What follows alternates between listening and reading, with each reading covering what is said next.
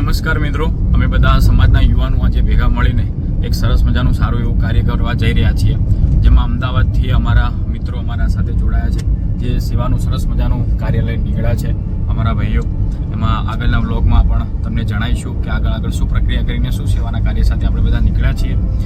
વાતમાં જરાક એવું છે કે બનાસકાંઠાની અંદર આ ભાઈઓને એક સોશિયલ મીડિયાથી એક મેસેજ એવો આવેલો કે એમને મા બાપ વગરના જે દીકરાઓ હોય છે, જે મા બાપ વગર જેને મા બાપ નથી હોતા એવા દીકરાઓનો ફોન આવેલો હતો, અને જેમાં એક અસ્થિર મગજની બેન છે, જેમાં 2 છોકરાઓ મા બાપ વગરના છે, જેમની માતા પણ ગુજરી ગઈ છે અને પિતા પણ એક ગુજરી ગયા છે. જેની અંદર ભાઈઓને એવો મેસેજ આવેલો કે એને રહેવા માટે છત નથી, જેના ભાગરૂપે સેવાના ઉત્કર્ષ કાર્ય માટે આ ભાઈઓએ પોતાનો સમય ખૂબ આગળ વધારીને અહીંયા સમય ફાળવીને આવ્યા છે. તો સરસ મજાનો આપણે વ્લોગ આ તૈયાર કરવા જઈ રહ્યા છીએ, અને સંપૂર્ણપણે આ ભાઈઓનો આપણને પરિચય પણ આપીશું આગળના થોડા વિડીયોના અંદર. અને ચાલો આપણે બધા જઈએ કે શું સેવા કાર્ય એમને કર્યું છે, અને આપણે બિરદાવા જેવું છે તો આપણને 100% જે રીતે આપણને બધાને સપોર્ટ કર્યો છે સેવાના કાર્યમાં, આ ભાઈઓને પણ આપણે ખૂબ સપોર્ટ કરીશું.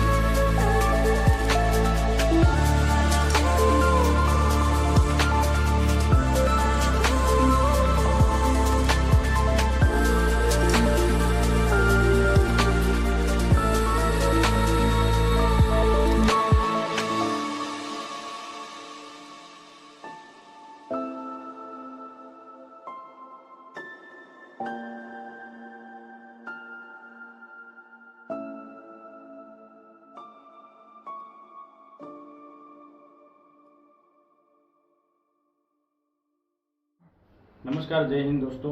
એક સેવાના ભગીરથ કાર્ય સાથે આપણે અમદાવાદના બંને ભાઈઓ જે સેવાનું કાર્ય ઉપાડ્યું છે એના ભાગરૂપે આજે ગાંગુવાડા ગામે અમે ઉપસ્થિત થયા છો. આ પરિસ્થિતિ જોઈ શકો છો કે એક મા બાપ વગરના જે દીકરા દીકરી હોય છે એમને પોતાનું ગુજરાન ચલાવવું કેટલું કઠિન હોય છે, એની પરિસ્થિતિનું ભાગરૂપે ઉત્તમ ઉદાહરણ આપ જોઈ શકો છો કે મા બાપની જ્યારે છત્રછાયા કોઈ બાળક ગુમાવે છે ત્યારે આપણે કઈ રીતે કઈ પરિસ્થિતિઓમાં નીકળતા હોય છે. પોતાની પરવરિશ આ જે બાળકો છે 4, એમને પોતે રાંધવાનું જમવાનું પોતાની રીતે વ્યવસ્થા કરવાનું હોય છે.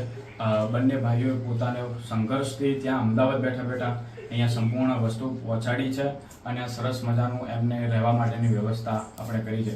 આપણે પોતાનું દરેકનું એવું સપનું હોય છે કે આપણે પોતાનું આપણું ઘર બનાવીએ, અને આમાં બંને ભાઈઓએ પોતાનું વિચાર્યું નથી અને બીજા લોકોનું વિચાર્યું, પરિવારને તમે જોઈ શકો છો કે કેટલા મદદરૂપ બન્યા છે. અને આપ જોઈ શકો છો પિતાની પણ છત્રછાયા નથી, બાળકો પર માતાની પણ છત્રછાયા ઓછી છે. એટલે જેટલા બને એટલા આવા લોકોને આપણે મદદરૂપ થઈએ. અને જોઈએ છીએ કે મોટી દીકરી બેન છે એ પોતે પોતાનું ઘર ગુજરાન ચલાવે છે, પોતે રાંધે છે, અને નાના 3 બાળકોને એના ભાઈઓ બહેનોને એને સાચવે છે. અને બીજો જે ભાઈ છે એની પરિસ્થિતિ પણ થોડી માનસિક રીતે થોડી એકદમ ઓછી છે. પોતે પથારીઓસ્ત રહે છે અને એમાં દવા પણ એની ચાલુ રહેશે અને બહેનોને પણ તમે પરિસ્થિતિ જોઈ શકો છો કેટલી કઠિન રૂપ છે. આપણે બધા ઘણા એવું બધું વિચારતા હોઈએ છીએ કે સેવા કરવી એકદમ સહેલી છે, પણ અમદાવાદ બેઠા બેઠા બંને ભાઈઓએ આજે સરસ મજાનો વિચાર કર્યો છે. આડોશ પાડોશ પણ લોકો ખૂબ સપોર્ટ કરી રહ્યા છે. ભાઈ શ્રીએ પણ ખૂબ એમને યથાર્થ પ્રયત્નોથી બંનેના કોન્ટેક્ટમાં રહીને ખૂબ એવું સારું કામ કર્યું છે, જેથી આપ બધું જોઈ શકો છો કે સરસ મજાની એમને કરિયાણાની કીટ હોય, વાસણની પણ વ્યવસ્થા કરી છે, ફેન પણ લાવી રહ્યા છે. ગરમીનો થોડો પ્રકોપ વધારે લાગી રહ્યો છે, એમાં પંખાની પણ વ્યવસ્થા કરી રહ્યા છે. એટલે જેટલું બને એટલું આ વિડીયોને શેર કરજો, લાઇક કરજો અને અગાઉના પણ થોડા આગળ બ્લોગમાં તમને સમજાવીશું કે શું શું વ્યવસ્થા કરી છે, કઈ રીતે લોકો સંઘર્ષ કરીને આ ભાઈઓએ બધું ભેળું કર્યું છે. આપ જોતા રહેજો અને વિડીયોને ફોલો, શેર, લાઇક અને આ ચેનલ છે એનો પણ ડિસ્ક્રિપ્શનમાં આખું વિડીયો આપણે મોકલીશું કે જેને વધુમાં વધુ લોકોને આપના શુભચિંતકોને જે સમાજ સેવા કરતા હોય છે, બહાર પડતા હોય છે લોકો, અને આપના ખાસ ઠાકોર સમાજને પણ ખાસ એવી વિનંતી કરવા માગું છું કે આપ પણ આવા પરિવારનો ને અમે તો જેટલું બન્યું એટલું કર્યું જ છે, પણ આ ભાઈઓને પણ વારે આવો, આ પરિવારના પણ વારે આવજો એવી ખાસ નમ્ર વિનંતી કરીએ છીએ. જય હિન્દ.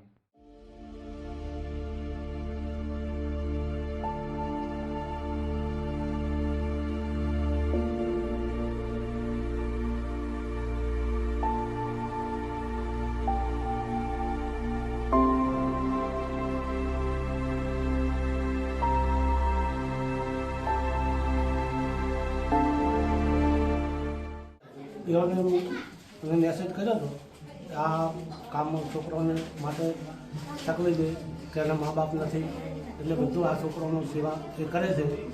પૈસોથી ટકાથી બધાથી એને આપ્યા છે, બધા સિમેન્ટ બિમેન્ટ બધું એને આપી તો આ ઘર બનાવ્યું છે.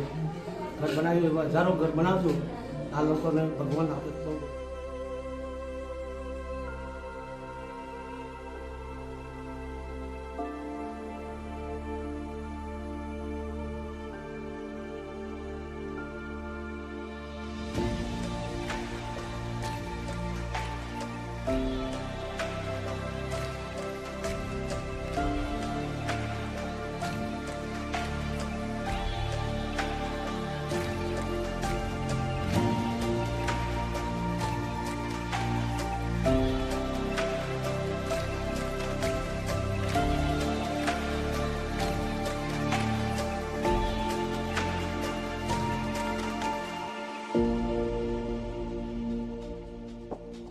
બધાને ઘર સારું લાગ્યું છે. જેટલી બની એટલી મજૂરી અમે બધાએ કરી છે, પણ ખરેખર જેને પાયાના લેવલથી કામ કરી છે, પોતાનું મજૂરી મહેનતાણું કશું લીધું નથી, પણ આ પરિવારને જેમને વારે આવ્યા છે એવી અમારી સરસ મજાની ટીમ છે.